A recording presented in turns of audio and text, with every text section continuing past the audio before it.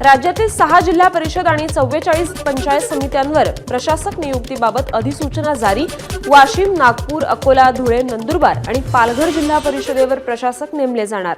राज्याच्या ग्रामविकास विभागाकडून अधिसूचना जारी। विदर्भात ऑगस्ट ते सप्टेंबर महिन्यात अतिवृष्टीमुळे शेतकऱ्यांचं मोठं नुकसान झालं। नुकसान भरपाईपोटी 386 कोटी 23,48,000 रुपयांच्या प्रस्तावाला सरकारकडून अजून मंजुरी नाही। मराठवाडा आणि विदर्भात दुग्धविकास संघ स्थापन केला जाणार। केंद्रीय गृहमंत्री अमित शहांचे प्रशासनाला आदेश। दुग्धविकास संघामुळे मराठवाडा आणि विदर्भाचा विकास होईल। भाजप खासदार अजित गोपछडे यांची प्रतिक्रिया। बारामतीमध्ये आज कृषी आंतरराष्ट्रीय कृषी प्रदर्शनाचं उद्घाटन। कृषी विज्ञान केंद्र बारामतीतर्फे प्रदर्शनाचं आयोजन। उद्घाटनाला सर्व पवार कुटुंबीय एकाच मंचावर येणार। सोबत मंत्री पंकजा मुंडे, कृषी मंत्री माणिकराव कोकाटे उपस्थित राहतील।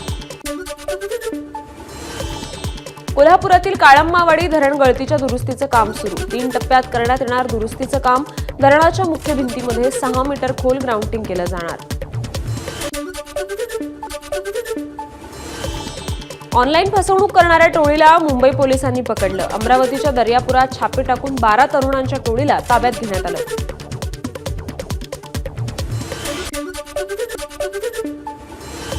यवतमाळच्या जनसंघर्ष अर्बन निधी बँकेचे 44 कोटी रुपयांचं अपहार प्रकरण। मुख्य आरोपी प्रणित मोरेसह 3घांना अटक। अकोल्यात पाणी भरत असताना मोटारचा स्पर्श झाल्यानं विजेचा धक्का लागून महिलेचा मृत्यू। संगीता शिरसाट असं मृत झालेल्या महिलेचं नाव। अकोल्याच्या तेल्हारा तालुक्यातील वारी हनुमान मंदिरात दरोडा। पुजाऱ्याला बांधून ठेवत दरोडेखोरांकडून 5.5 किलोचे दागिने लंपास। दानपेटीतील 1 लाख रुपयांवरही मारला डल्ला। जगभरात प्रसिद्ध असलेला जळगावचा चटई उद्योग अडचणीत। अधिकचा वीज दर आणि वाढत्या करामुळे चटई उद्योग परवडत नसल्यानं काही उद्योग बंद पडले तर काही बंद पडण्याच्या मार्गावर आहेत। मालवणमधील कालावल खाडीपात्रात अनधिकृत वाळू उपसा।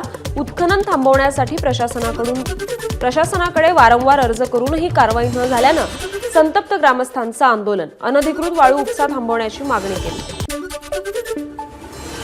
राष्ट्रवादीचे आमदार संग्राम जगतापांचं आज रोहित पवारांच्या मतदारसंघात आंदोलन। सिद्धटेक गणेश मंदिरासमोरील थडगे काढून टाकण्यासाठी हिंदुत्ववादी कार्यकर्त्यांसोबत करणार आंदोलन। 36व्या रस्ता सुरक्षा सप्ताहानिमित्त गोंदियात मोटारसायकल रॅली। उपप्रादेशिक परिवहन आणि वाहतूक विभागातर्फे वाहतुकीचे नियम पाळण्याचं केलं आवाहन।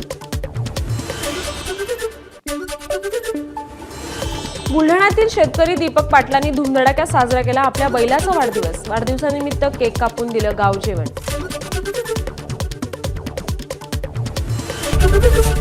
एबीपी माझा, उघडा डोळे बघा नीट।